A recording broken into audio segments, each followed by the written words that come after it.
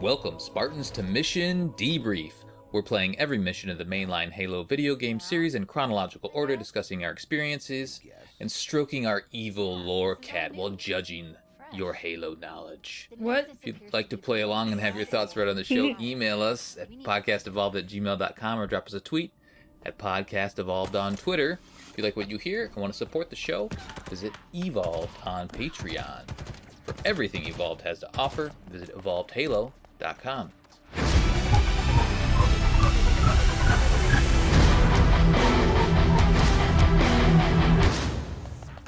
This episode, we're debriefing the Nexus mission from Halo Infinite. I'm your host, Colin Perkins, alongside David Arnold. Hello, everybody.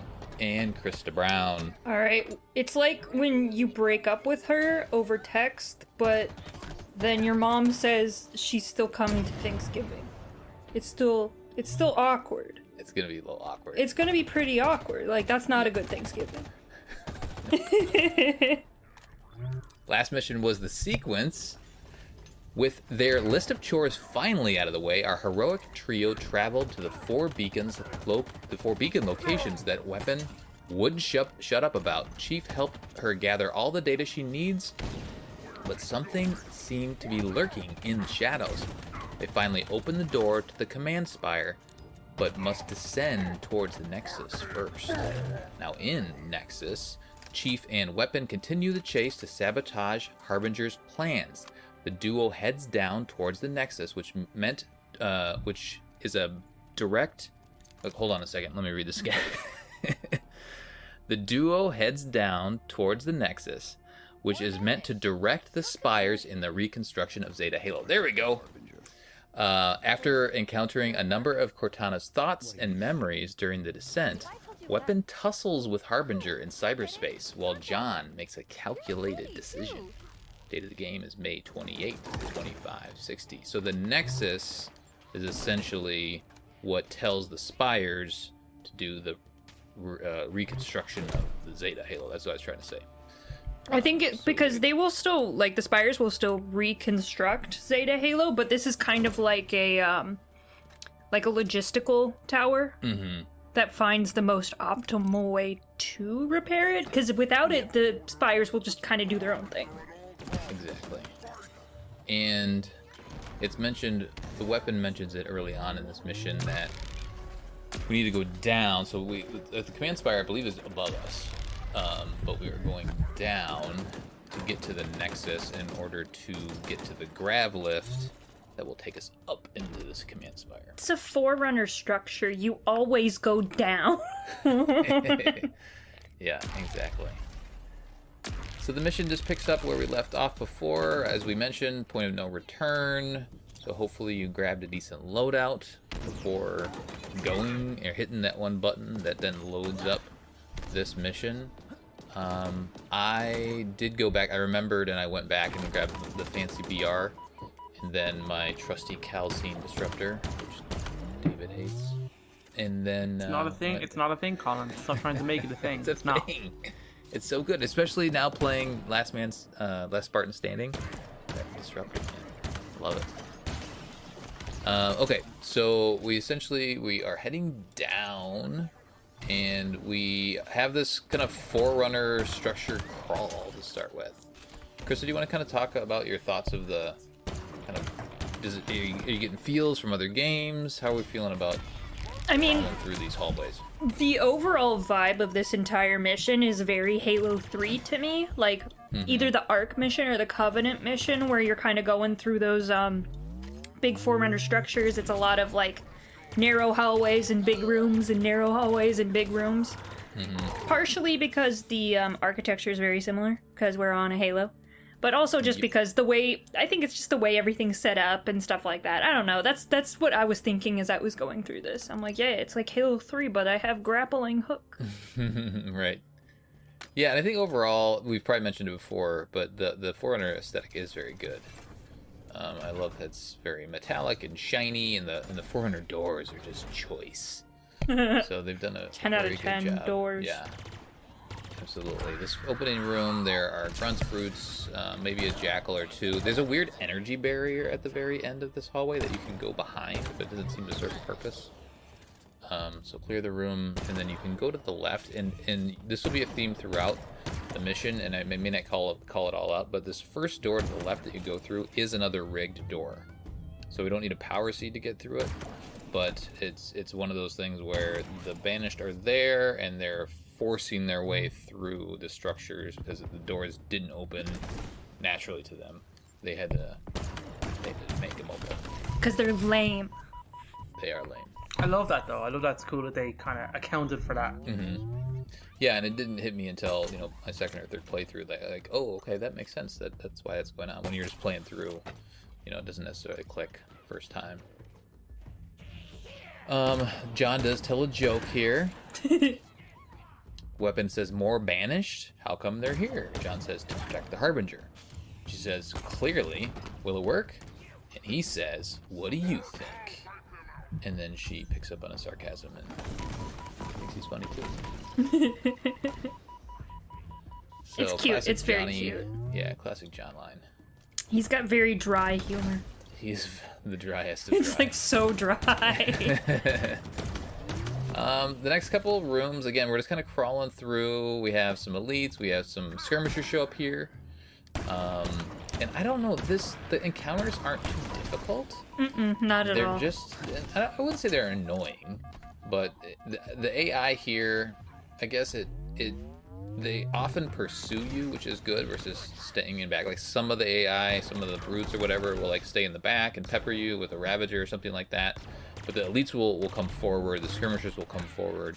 So I feel like it's, they're engaging enough fights. They're not super difficult though. A lot of times it's just you're keeping your distance, choosing when you want to go forward, and then rushing up ahead. David, do you have any thoughts on kind of these encounters with the early part of this mission? No, you were right. They are pretty simple. I appreciate the mix though, because later on the other enemy encounters, I don't find them interesting at all in this game. So Later in the mission or later in the game? Later in this mission, and this mission in particular, because and we haven't gotten there yet, but the enemies you fight change, and then I'm like, it's a lot more boring. So I do like this. I like the setup, like you said. I like them opening doors. You can see the technology they have to use to do that, and I know it's interesting. There's some. It's not a very difficult or very complicated mission by any means, and not a whole lot kind of happens. But what it does is significant, so I kind of like it for that. Yeah. But at the moment, it's pretty easy. Nothing really to comment on, really. It looks beautiful. Do you know what I mean? Yeah. That's kind of it, really. It's a cool setting. So Yeah. crawl through. You do see some skimmers eventually here, so take their annoying asses out before you proceed. There's an area with like a catwalk above and some jackal snipers. And that's the Ravagers in the back kind of peppering you. So there, just kind of take your time and continue on. Let's see here. Oh, we do see a hologram of the command spire here pretty soon too. So that's kind of neat.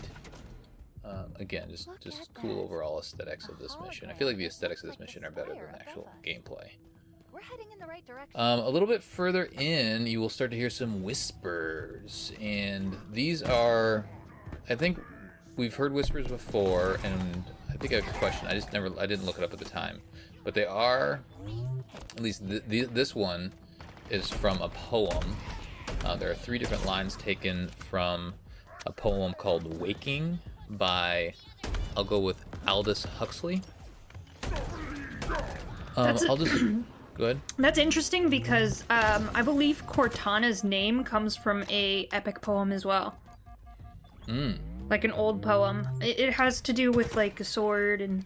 Oh yeah. Yeah, that's the whole Bungie thing. That's where a lot of their stuff came from. Yeah. Huxley's more contemporary. At least there's black and white pictures of this man, so I think he was like 50s, 60s type thing. But yeah, Cortana was from. I'm forgetting the name of the poem right now, but yeah. But it's cool that they kind of kept that theme going, where Yeah. she poems and literature. And... Yeah. So I'll just read all the lines here, just so they're all Can together. you whisper them? No, I can't. It'll be like ASMR. It's too much. It would be too awkward.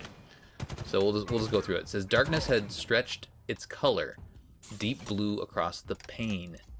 No cloud to make night duller, no moon with its tarnished stain. With its tarnished stain. I don't know if it's tarnished or tarnished. The next one is, now in this hour of waking from under brows of stone, a new pale day is breaking and the deep night is gone. And then the last line, which is later on in the mission, boundless spaces of night contract, and in your opening eyes I see night born in day, and in time eternity. I like that. That's fucking cool. Yeah, so it's just the poem is longer than that, so these are pulled from the kind of the beginning of the poem, I believe. And I'm not smart enough to know what poems mean, so take that for what it is. Somebody listening probably will pull some interesting tidbits out of this. But yeah, lots of deep meanings going on here. All right, let's continue on. So like I said, there'll be 3 different times where you hear these whispers, and then there will be more whispers coming up to talk about as well. Let's see here. Let's just kind of go on through here. Should we just talk about the hunter fight now? That's kind of the most, I guess, well, hold on. standout fight so far. Before the hunter fight, there is this room that. So I called out in my notes. There's a cool room. It's a very long room, and it has like the turrets on the side, and kind of the brutes popping out the doors, and the skirmishers running around. So like, I felt like that room was good. It wasn't too difficult. I felt like maybe they could have thrown some more elements at you, but at least the room was interesting as opposed to just kind of the corridors that we've been going through. It seemed like there was multiple paths to take and things like that. So I guess I just at least want to call out that room specifically. Good job, room. Yeah, way to go, room. Is there another room? Hold on a second. There's another room that was kind of a trap, and I always have a hard time reading my notes when I'm also trying to talk. Hold on a second. Let me see. This was with the active camo elite. Yes, that is before this too. Dude, those active camo elites are assholes. Yes. So you're Yeah, they're pretty. and that's hardcore. before the room I just mentioned, of course. But yeah, that's kind of cool. It's like a long room, and then 2 jackals pop out the sides, and then there's active camo elites, and then a elite warlord. Maybe the warlord has camo too. But, I don't that think was kind he of does. a fun room. That's a little fun room too. But yeah, the other interesting room to talk about is the hunter room. Krista, how did you do with these hunters? Oh my god. I don't know if you guys have realized this, but the Ravager is like the best gun ever in the campaign, and then the worst gun ever in multiplayer.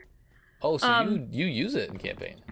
Well, I used it for this encounter. I did the charge up thing and put fire on the floor.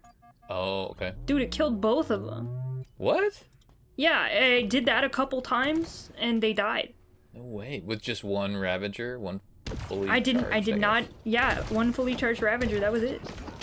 It wasn't like one shot, but I had to do a couple shots underneath them. But yeah, I mean, I didn't even have to reload, or like resupply with more ammo from one of the ammo crates.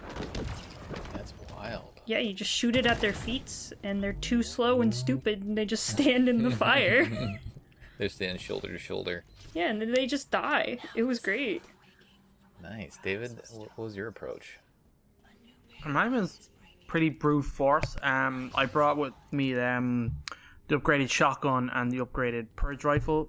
The purge rifle sucked against like the hunters. It just wasn't doing anything at all. The purge rifle? It wasn't even. The purging shock rifle. It's like the upgraded the shock rifle. Got ya. shock rifle. Yeah, it's the special version of that. Mm-hmm. Which was great all through this map. I had a hell of a good time with it. But sucked against hunters, so I kind of just struggled with shotgun and grenades, pretty much just spamming it. Mm-hmm. This room was a pain in the balls on legendary. Ooh, yeah. But yeah, Especially I they think separate, there's sure. yeah, I think there's a skewer in this room as well. I think I vaguely remember there's a couple of weapons kicking around and a bunch of ammo crates, which is obviously they know you need it. It's not a very interesting room to fight in either. It's quite difficult with the hunters, and they move around a lot. They can catch you off guard pretty quickly. Yep. But it's a hunter fight. Yeah, I mean, I couldn't get behind him. I've just been struggling to get behind him all game. Yeah, me too. Me too. So there's always kind of... Sometimes they'll forget you are there, and then they'll like, be wandering around, and you can catch a little bit in the back. But as soon as you're near them, they'll flip around. It's weird. It like even using the grappling hook, they're always facing forward. Mm-hmm. Yeah. Again, I think this is like where a multiplayer would be rad. You know, playing with a couple of buddies, it'd be way easier. But for just single chief, it's a little more difficult. Alright, so after we do take down these hunters, we hit a console, and then we have a door. Well, I guess there's like this pillar that will rise up, and then you get to jump down a hole, and that's very Halo 2, right? That's the hole jumping. Oh yeah. One. You jump And down I that think hole. Arbiter was the one who jumped down them. I don't think Chief jumped down them. Yeah, I think you're right. So very, very, lots of callbacks, right? Halo 2, Halo 3 callbacks, which is good. Glad that they brought those elements in. So jump down, and then the weapon will squeal in joy, which I don't know how she feels that joy, but she does. Well, remember that AIs can like hook into the suit and the nervous system. I mean, there's something that they can smell and feel, and And they can feel the feels. I don't know. Maybe she just feels the pressure against the suit or something like that, or just the acceleration. And she's like a noob, right? She's a nascent AI. Oh yeah, she's So brand new. She's baby. Yeah, she's fresh. These are all new things for her.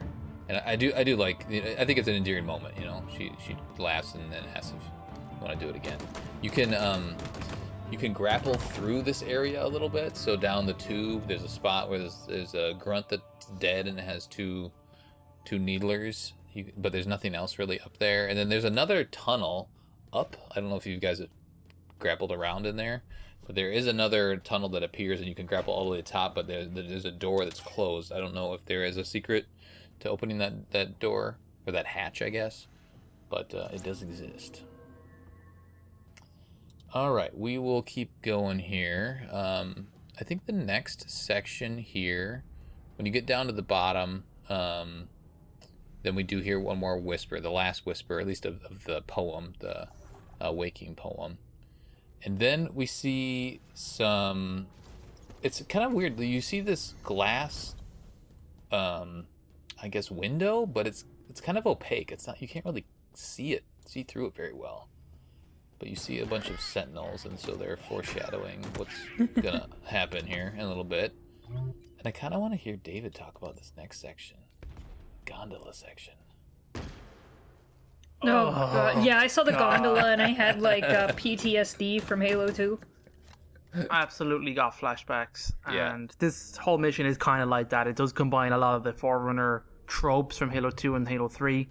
That room that you described, Colin, like where the kind of ambush room, that reminds me of a lot of the areas in the underwater gondola scene for Delta Halo. Yep. It reminded me a lot of those from the sloping outward kind of room where you kind of had some fights in it. And then you get this terrible gondola. It doesn't last very long. It's super goddamn slow, and it's just a bunch of sentinels attacking you. There's some Those beams and weapons sentinels and will like harpoons. wreck you when you get a bunch of them at once. Wreck you. Yeah, Oh you my gotta take God, them yeah. out pretty quick. You have to keep up a good clip of taking them out, otherwise they mince you. And this was also quite a challenge on Legendary, I'll tell you that much as well. Oh, I bet. And you really got to have the right weapons ready for these guys. Were you using the sentinel beam, or did you use something else? I use the Sentinel Beam a lot, pretty much because it's here and they drop it, so it's kind of handy. Also, it I- wrecks them. It Yeah, does, if you because it's can- the most OP weapon in the game. It's crazy. But yeah. But yeah, this gondola sucks. Gondola section sucks. I don't know why they're still doing it in Halo. You don't need it. Yeah, it felt a little forced. Like, really? Do we have to do this? I mean, maybe some people like gondola rides. I don't know. Hopefully none of our listeners like them. There is a secret, though. Did you guys find the secret?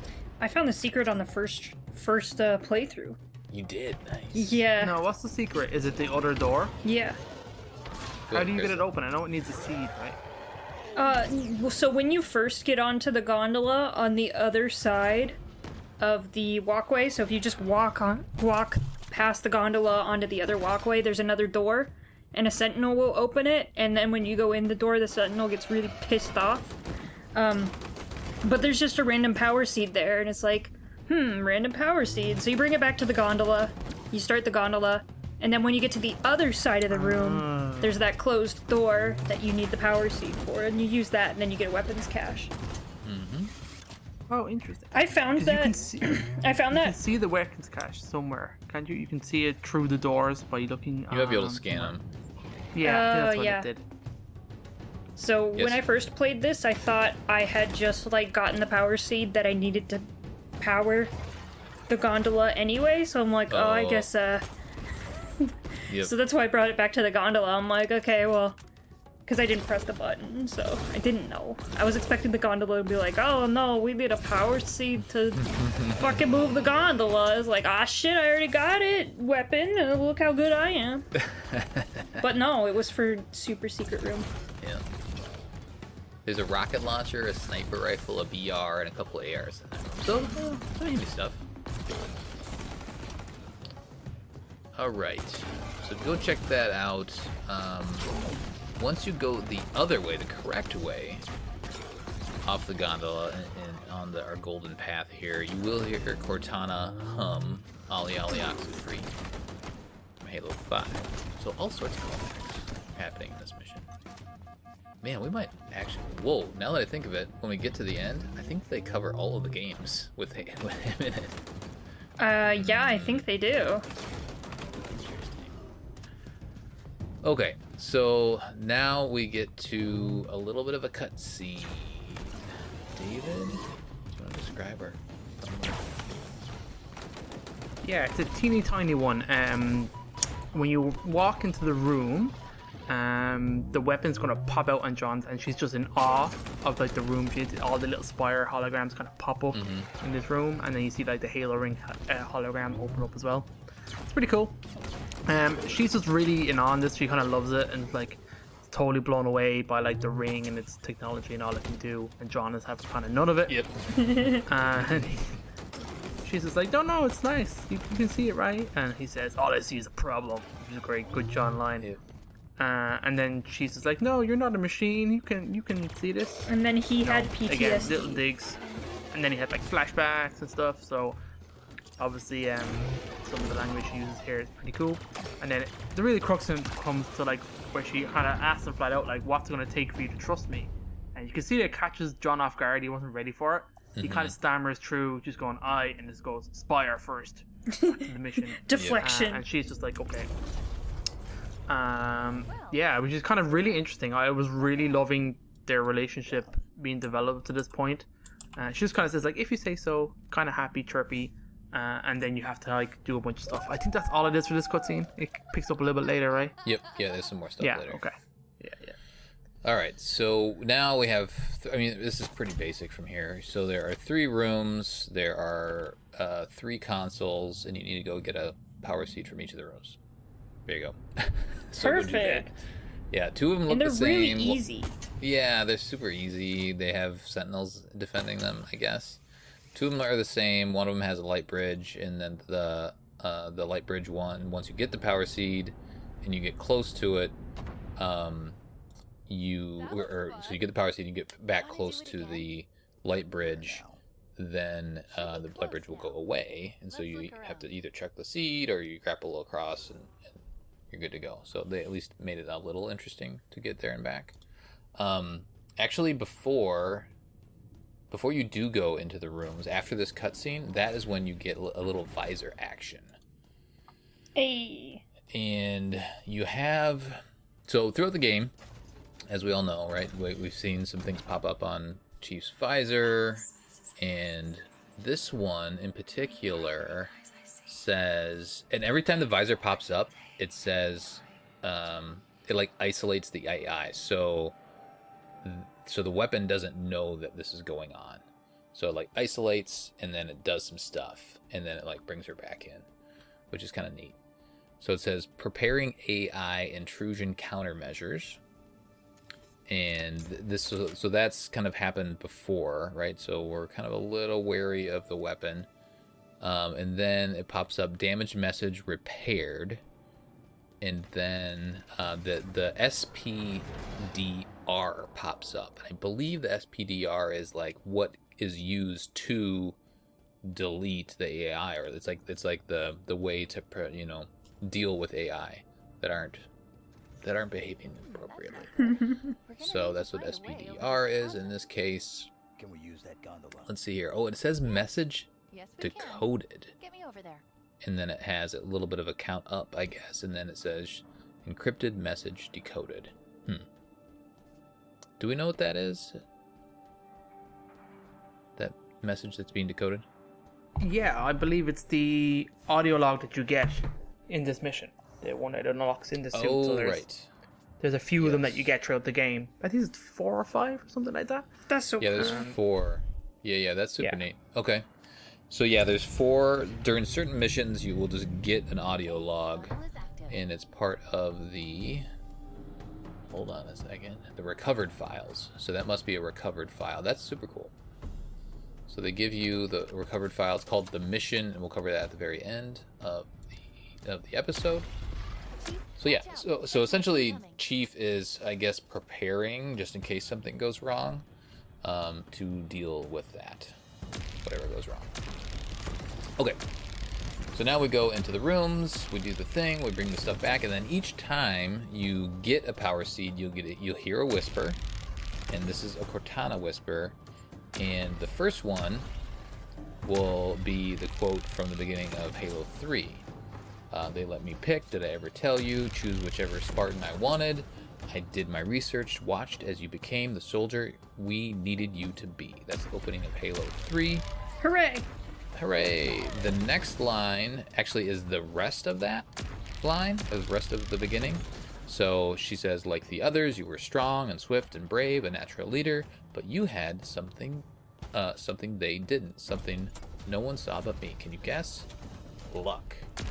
There you go. And then the last one is, where is it? Oh, could you sacrifice me to complete your mission? Could you watch me die? That is also Halo 3. I believe that's the end of the first mission. Did we talk about the Captain Keys quote? No, not yet. I'll go back to that. Yep. Okay. I just kind of want to get all those whispers out of the way. So again, each time you pick up a seed, you'll hear a whisper. And then each time you approach the console to put in the seed, you will get a different little hologram memory thingy. And the first one is Captain Keys, Krista. Yeah, I like this one actually. And it talks about It's it's the the very like, beginning opening, of CE, right? Yeah. Yeah, opening of CE. So Keys talking about, if the Covenant, capture this ship and this AI, they'll learn everything, weapons data, blah blah blah, dot Earth. And then he's like, here's the best gun in the game without any ammunition. Even though it has ammunition. I actually liked this a lot. I mean, we haven't. Keys hasn't really ever been mentioned other than at the start of Halo 2. Yeah. Like, Good point. in the game series, it just isn't brought up how he died a horrible, horrific death until now. And because the weapon's like, oh, who's that? And he's like, that's Captain. He says it almost pridefully. He's like, that's Yeah. Captain Keys. And like, I don't know. There was some pride there because Master Chief was close to Keys, obviously. But yeah, and then she's like, oh, what happened to him? And he's like, you don't want to know, kid. You're not ready to know.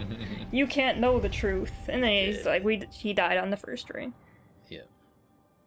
Yeah, that was a fun callback. Especially the first playthrough. You're like, oh, wait a minute. I know that voice. What's going on? It's very Yeah, I like, love this the first time around. It's cool. It's so nostalgic. Like that those specific lines like at the beginning of CE are just super nostalgic, like Cortana or like Keys saying, "Oh, how'd they follow us?" blah blah blah. That very first kind of monologue. I don't know, there's just something about it. Yeah, and I feel like a lot of this end chunk of this mission, and maybe this whole mission, it's really a lot of that. Is like bringing that emotion. If you've played through all the games, if you know the lore, they're just really, hitting that emotion button for you with all these callbacks. The gameplay itself isn't super interesting. I mean, like again, the aesthetic is cool, but like the fights and whatnot are okay. But it's really kind of all these callbacks that make the mission. It's just nice to see some of this really traumatic shit that happened like actually be like brought up, because I mean, like, all the Halo games, this horrible fucking shit happened to humanity, to Chief, to everyone around Chief, and it's never really been, like, it's never been brought up, like, Sergeant Johnson dying, or him watching Miranda die, or anything like that. So it's nice, or him finding fucking Keyes dead and having to punch a hole in his head. I mean, like, that's some horrific freaking shit, so it's kind of nice to see them working through some of it, which is nice. Of course. Well, it's a way for the weapon to learn all this stuff, right? Yeah. Because Chief's not going to tell her. So No. she's also soaking this stuff in as it's happening. But then I'm also thinking, like, it's cool for the veteran players, but it's also probably interesting and maybe even like a beginning rabbit hole for new players. People that are just playing Infinite, they're like, whoa, who's that guy? And then the fact that Chief says, oh yeah, that was from the first ring, and they're like, oh, I'm gonna go play Halo CE and see what that's all about. Yeah. Yeah, it might definitely lead people into looking more into the lore. Mm-hmm. If you say so. The second console hologram thing is Cortana and Chief, and Chief has his current armor in all these Yes. holograms, by the way. It's not like the old armor, but it's him and... Oh, I never noticed that. Yeah, it's Yeah. not like the Halo 4 armor or the Halo CE Halo- armor. Right, yeah. So the second one is Chief and Cortana essentially on the long sword after they're skipping town, after they blew up the first Halo, Alpha Halo, and just talking about dust and echoes, nobody's left, all that sort of stuff. I thought that Little was Dusty. hilarious, by the way. Yeah. Dust and echoes. Just because of the meme. Yep, good old Dusty. And then the weapon here says, I don't know how you keep doing this. And Master Chief says, I don't have a choice. Maybe it's my program. So we've already set up the fact that AIs are more human than Chief. Like, that's a theme in Halo. At least, like, emotionally, I guess. He's so detached. He's kind of finding his humanity throughout. I do think it's interesting that... So the weapon... She seems, she's very naive, she's asking lots of questions, she has feeling, but then she also has empathy here, especially in this portion of the game, I guess, this mission. Do you guys think she's too empathetic for being a new AI?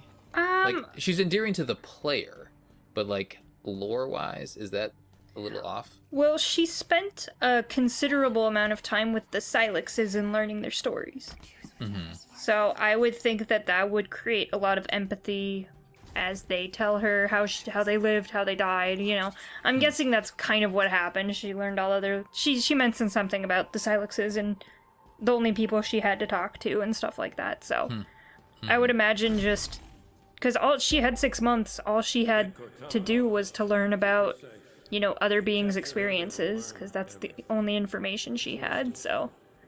I would think that would help, maybe. Yeah, that makes sense. The angle I was coming from was Halsey created the weapon from a clone of her brain.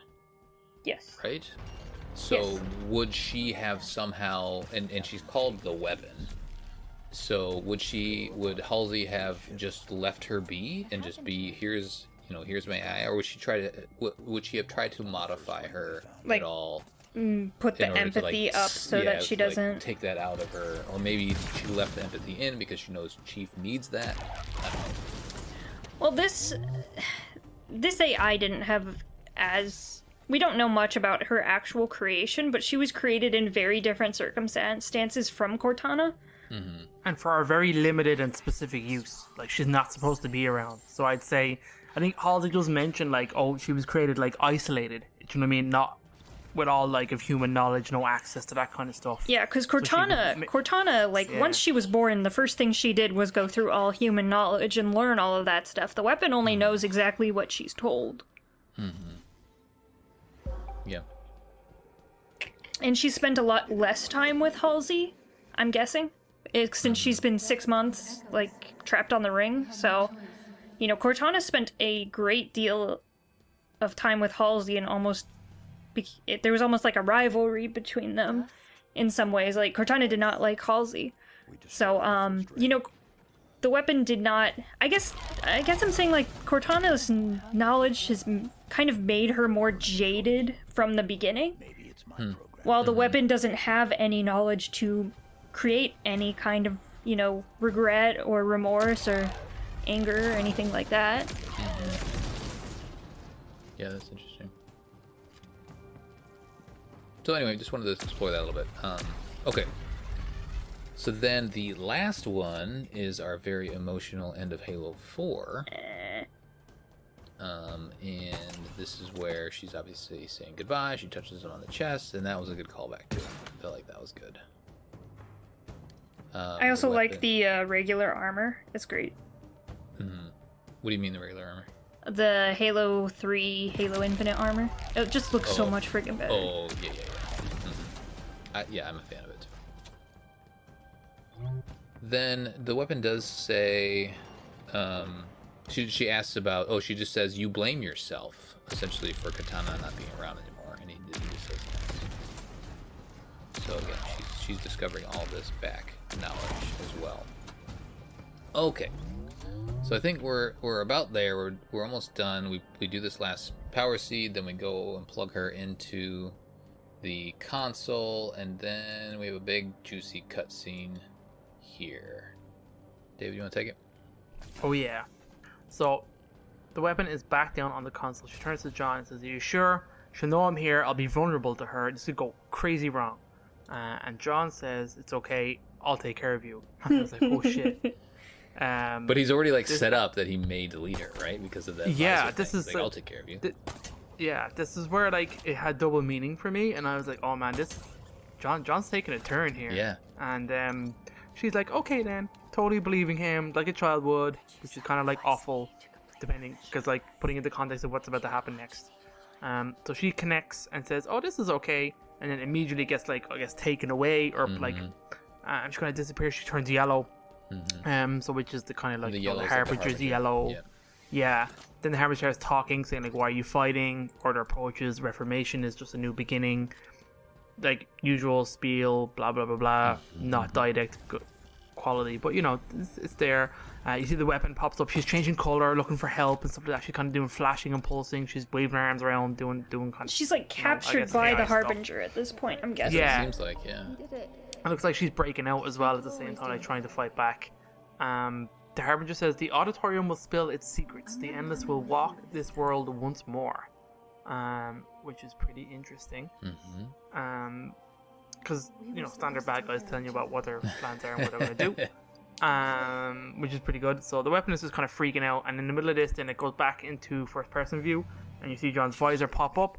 He gives the codes, he gives all the kind of sequence, red flag, his code is 034, and then gives the code word Samuel to initiate the deletion protocol. Dude, that broke me when I first saw that. Oh man, Yeah. Couldn't believe it. It totally broke me too. I was in shock. I was like, oh my god, he's deleting her.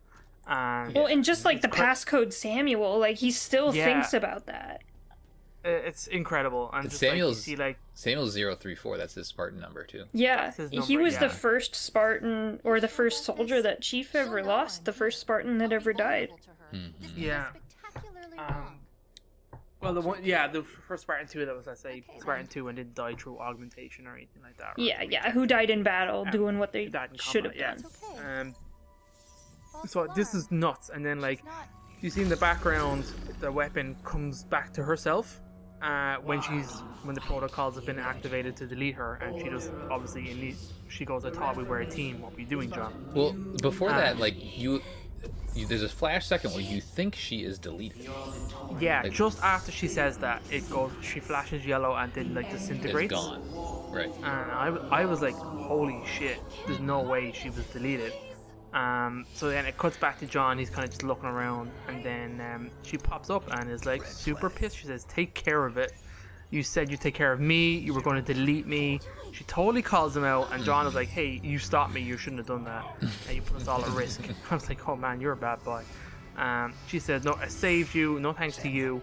She says, "The Reformation, yeah, it's begun. So what? Look what I have." And she pulls out the holographic thingy. Right. It's been going. This holographic MacGuffin Yoki, which I know we explained what it was. It's activation protocols, or It's the activation fragmented for code, the isn't it? Reformation. Yeah, it's like the index yeah. for the Halo rings, essentially. Yeah, exactly. It's the yeah. called the Encephalon. That's it. I knew it had a crazy name. So Johnny says, you know, you broke protocol. And she just goes, what's wrong with you? I was trying to help you, trying to help us. It was worth the risk. And that's it. The kind of friendship is broken, man. This kind of totally broke me. I was like, oh man, I was loving this relationship. Yeah. And in this moment, he just kind of threw it away out of like fear. And she says, no, it doesn't matter. There's the grab lift. And she's just pure having none of it. She snaps her fingers as he tries to take her away. And then she's just like, let's get this over with. She's like making a she's just sassy face, and she is so sassy. Yeah. you know, this also kind of mirrors Cortana's experience in that Cortana also deactivated her own kill switch. Yeah, that's right. So, I mean, it's the weapon kind of following the same kind of path in a way that Cortana did, because, I mean, they are derived from the same brain of the same person, so, you know, it makes sense that some of these things are going to run parallel with, you know, how they develop. Yeah, it makes you uneasy on multiple levels because as the player, you're like, oh shit, what's she gonna do? But then, yeah, like there's all these Cortana callbacks and all this other stuff. So I thought this part was very well done. Yes. This scene in particular. And then you have that gravity lift, and so essentially we talked about going down, so we've gone down, and now we're in the Nexus, and we've activated the Nexus, I guess, or deactivated. We did the thingy. Whatever we did, and now we need to go up into the Command Spire. So now we take a nice gravity lift trip on the way up, and that will be the next mission. Let's go all the way up there. Hooray! Any other thoughts, Steve?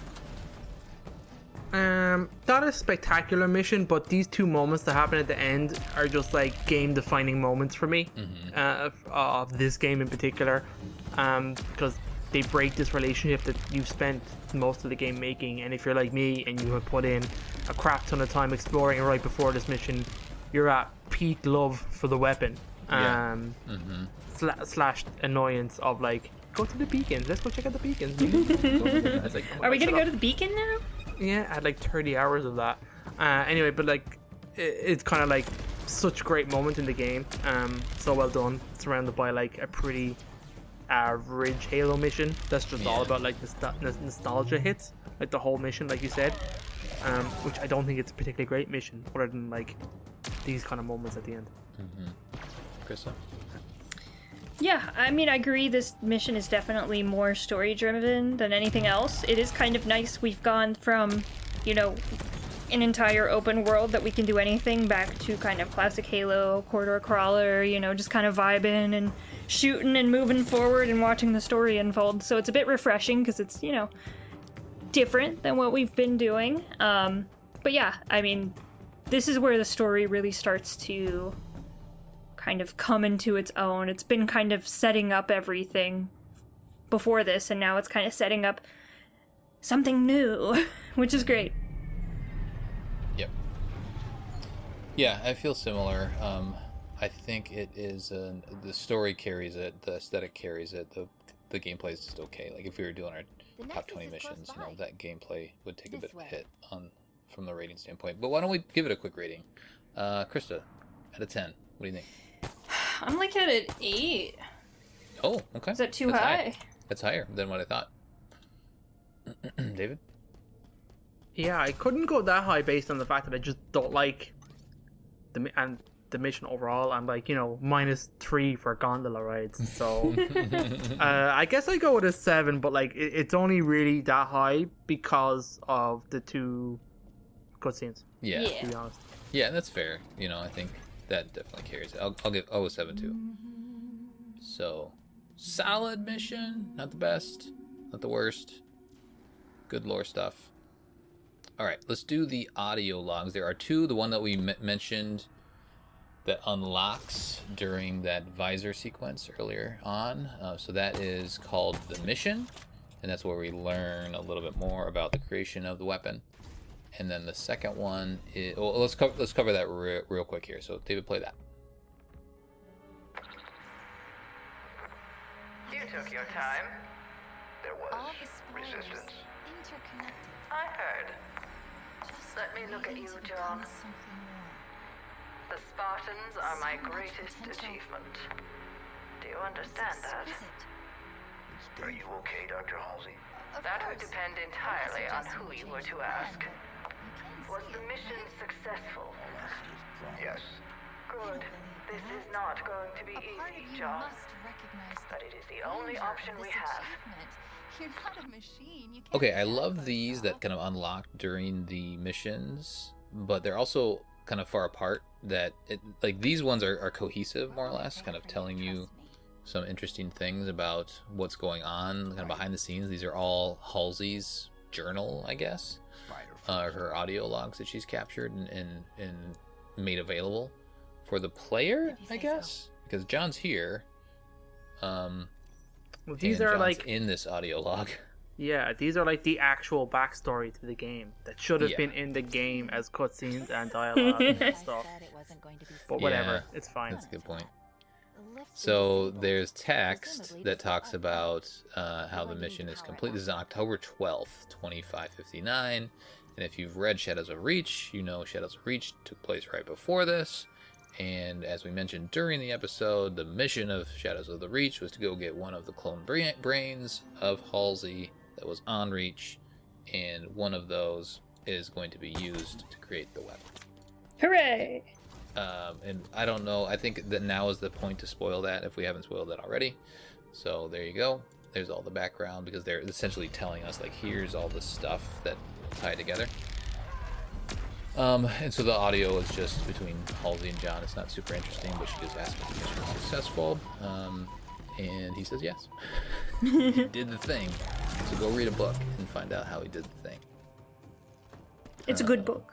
Yeah. So yeah, I think you're right. You're spot on, David. It's like like little seeds of like, hey, there's more lore here to go find out, but we're not gonna tell you everything. Okie dokes. The next one is number 5 of The Prisoner. 5 out of 7. So Lucas Browning is having a very bad time. The worst day ever. Well, it's over. Like he's been taken prisoner and all this stuff. Like so, he's just having a rough go of it. And so this one is called. The last one was called Easy to Break, and that's when he was being tortured by Chaklock. God damn. And now this one is called Barely Anything Left. It's rough. We'll play it for you now. This is what you brought me. Get Cortana off this ship. Keep her safe. If they capture her, they will learn. It's yours to do with as you see fit. Weapons. Indeed, it is. Were you treated unjustly in this tower, human? We are not so different in this. I too know intimately of injustice. To be sentenced to crimes not your own. Please, I just want to. Quiet. I shall talk, and you shall listen. All right, so The Prisoner follows Lucas Browning and the worst day ever. So continuing the worst day ever, he was being horribly tortured because it's the worst day ever. I think it's It's like the worst 6 months ever. Pretty much. There's some sounds that he's like thrown to the ground, and then obviously like the Harbinger's talking to him. The Harbinger's talking about I was a prisoner too. We're best buddies now. Just talking. Though I did find her final line, quiet, I shall Yeah. talk and you shall listen. Like, that's Gravemind. Come on, what's going on? Like, why are you directly quoting Gravemind? That's weird. Yeah, I don't know if that's just the writers doing a fun thing or if for some reason that line came from her. I mean, Gravemind has all of the knowledge of everyone, apparently, so maybe, I don't have a choice. Gravemind Yeah. just knew that, Maybe it's my programming. and this But is some Gravemind saying would of have her gotten it people from her or something. versus the other way around.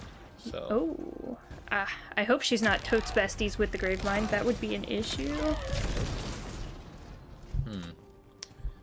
to come, I believe. More to come. Alrighty, those are audio logs. Why don't we do some community and we'll get out of here. Any question? I was keeping it clean for so long. And then And look what you've done I this did time. this one. I apologize. Krista, do you want to start? Sure. All right, Colin has asked, the new person you're dating looks an awful lot like your ex, and it's starting to get weird. What would make you finally hit the eject button? Oh my god. So, Tokyo Drift says, dude, eject when she starts walking towards me. Obviously, this question's about Cortana and the weapon, so just saying. Matt says, oh my god, when she grabs my sticky blue balls and demands to know why, M9 high explosive dual purpose grenades aren't enough. That's great.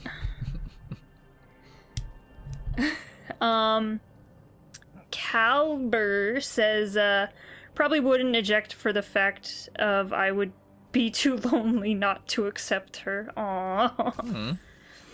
Non-profit organization says, when she wants me to stick it in without protection, like, I barely know you. I'm not putting your data chip into an alien terminal without a comprehensive containment protocol. Baby, I'm not trying to get any intrepid in my eye. Oh my god. That's good. That's pretty good. I like that. Dezuto says, if she goes ass to mouth the first time you get jiggy, gotta leave something for the imagination. Postman Pat says, if she returns the package to sender even though it wasn't hers all along. Good job, Postman Pat. And Rygor says, I have my type. If she started wearing more clothes compared to the ex, that's a no from me, dog. So, it's too much, you know? You gotta have that eject button. You're hard out. That's right. Alright, thank you, Discord. That was too bad, but we might have skipped a couple. I feel like there's some hard ones in there. We might have skipped. I might have skipped over a couple. Okay. David, go ahead. Yeah, Colin Perkins, May 9th, 7:54 p.m. The new person you're dating looks an awful like your ex, and it's starting to get weird. What would make you hit the eject button? Question mission debrief, Halo Infinite, the Nexus episode. I don't know what you were on when you were coming up with this question, Colin, but I felt okay when I wrote it, but you know, where you? I instantly regretted it. Fair enough. So Ian Francis weighs in straight away. She keeps asking me the same impossible questions that my ex Katarania did. Could you sacrifice me to complete a mission? Could you watch me die? Christ, melodramatic once. Much? Question mark. Clyde says probably when she starts threatening to blow up a planet and take away everyone in the galaxy's rights. Which is a good one. Kind of reverse, but anyway. That's a good out. Yeah. Alexander says, I'm just going to give her one warning and tell her don't get any ideas, which is pretty good. Jimmy John, once the ship starts to blow up. Chris, when she invites me to land my Helicon class light cruiser, a pet name for my peepee, in her sacred ring. When you realize she's talking about her weapon of galactic destruction and not doing anal. Romando. Oh my god. When she goes rampant after 7 days instead of 7 years. I think that's pretty good. Kyle, she begins to assume the name of my ex by choice, which is pretty good. Yeah, that's pretty good. Chris, when she drops her pants and says yank me, that's pretty funny. Diggy, when she gets real thinking about the promises I make, I was drunk, fuck, get off my case. So Steve says, I stopped taking the pill. Sonny says, doesn't matter how sex, Lucas. They start acting like my ex. Like, get out of the relationship for a reason. I don't want to be in a similar relationship. I found out she killed my ex, says Luke. That's pretty funny. Ian comes in with some very specific. I hope his wife isn't reading any of these. We've been dating for like 3 weeks and we really hit it off. But when I answered her question about whether I could see us being together forever, but yeah, I think so. She looked at it as basically a marriage proposal. No less than a month into the relationship, she's waiting for me to pop the question, and now every night before bed she goes, "Oh, don't make a girl a promise if you know you can't keep it." Did somebody say operations red flag? She wakes up every morning with, "Wake up, Chief, I need you." First off, my name isn't Chief, and second, I'm fully capable of making your own breakfast. Ian's just so specific. Matches then says, once I see start seeing the eerie similarities become more and more prevalent. For example, Marie starts recalling things that happened with Mary. She uses Mary's pet names without ever being told them. She likes the same things in bed as Mary used to. It's so funny, just so specific. What is wrong Alright, with you? there we go, I was guys. trying to help Do we you. have any female responders? Of course I not, left Colin. the question gender now- neutral. We now don't even have any female listeners except for Krista. So I hope you're happy with yourself. And she Colin. doesn't listen. She's And just she doesn't listen. No, I don't So- listen. No. That's amazing. All right, that'll do it for a debriefing of the Nexus mission of Halo Infinite. On the next episode, we'll be debriefing the Command Spire. Send us your thoughts at podcastevolved@gmail.com or drop us a tweet at Podcast Evolved on Twitter. You can also support the show by visiting Evolved on Patreon. For everything Evolved has to offer, visit evolvedhalo.com. Until next time, evolve. Evolve. Evolved.